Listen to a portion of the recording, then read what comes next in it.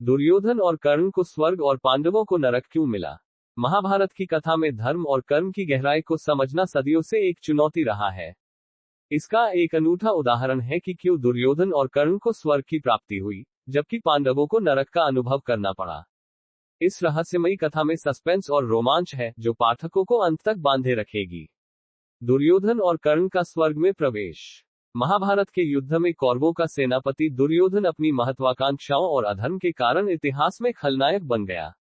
कर्ण, जो सूर्यपुत्र और दानवीर था, दुर्योधन का सबसे विश्वसनीय साथी था। युद्ध के अंत में जब कर्ण और दुर्योधन दोनों की मृत्यु हुई, तो स्वर्ग में उनका स्वागत किया गया। इस पर युधिष्ठिर हैरान थे।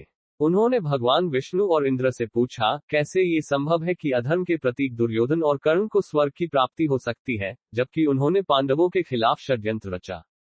भगवान इंद्र ने मुस्कुराते हुए उत्तर दिया, दुर्योधन ने अपने जीवन में कई पाप किए, परंतु उसने अपने कर्तव्यों का पालन भी किया। राजधर्म के प्रति उसकी निष्ठा और अपने राज्य की रक्षा के लिए उसका संघर्ष उसके पुण्य कर्मों में गिना गया। दूसरी ओर कर्ण ने अपने जीवन में असीम दान किया और सदा अपने मित्र के प्रति निष्ठावान रहा।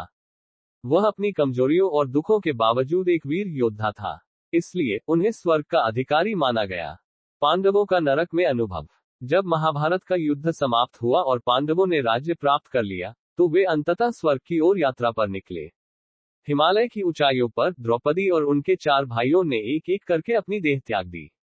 केवल युधिष्ठिर अपने सत्य और धर्म के कारण जीवित रहे और स्वर्ग पहुंचे। स्वर्ग पहुंचने पर युधिष्ठिर ने सोचा कि उन्हें अपने भाइयों और द्रौपदी से पुनः भेंट होगी। लेकिन जब उन्होंने वहां दुर्योधन और कर्ण को स्वर्ग में देखा और अपने परिवार को वहां न पाकर वे विचलित हो गए। युधिष्ठिर को नरक में ले जाया गया, जहां उन्हें द्रौपदी और अपने भाइयों की चीखें सुनाई दी। यह दृश्य इतना हृदयविदारक था कि युधिष्ठिर क्रोधित हो गए और उन्होंने भगवान विष्णु से इस अन्याय का कारण पूछा।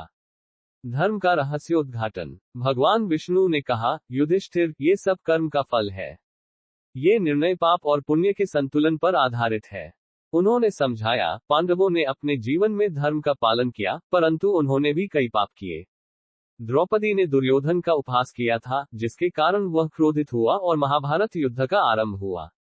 भीम ने दुर्योधन की जंघा पर प्रहार किया, जो नियम विरुद्ध था। अर्जुन ने अभिमन्यु की हत्या का बदला लेने के लिए क्रोध में अधर्म का सहारा लिया। नकुल और सहदेव ने अपने अहंकार के कारण कई गलतियां की। और तुम, युधिष्ठिर, स्वयं धर्मराज होकर भी जुए की आदत में अपने भाइयों और पत्नी को दांव पर लगा बैठे। युधिष्ठिर स्तब्ध रह गए। भगवान ने आगे कहा, नरक केवल तुम्हारे पापों का अनुभव कराने के लिए है। ये स्थायी नहीं है। पांडवों ने जीवन में जो पुण्य किया है, वह उन्हें स्वर्ग में ले जाएगा, लेकिन अपने कर्मों का परिणाम तो भोगना ही होगा। दुर्योधन और कर्ण का पुण्य। भगवान विष्णु ने युधिष्ठिर को यह भी बताया कि क्यों दुर्योधन और कर्ण को पहले स्वर्ग की प्राप्ति हुई। दुर्योधन ने अपने राज्य और परिवार के लिए जो त्याग किया, वह उसकी सकारात्मकता का प्रतीक है। उसने अपने भाइयों और परिवार के लिए मरते दम तक लड़ाई की। भले ही वह अधर्म के रास्ते पर था, परंतु उसका साहस और कर्तव्यपरायणता पुण्य के योग्य थे। कर्ण, हालांकि अधर्म के पक्ष में लड़ा, लेकिन उसने कभी अपने मित्र दुर्योधन के साथ विश्वासघात नहीं किया।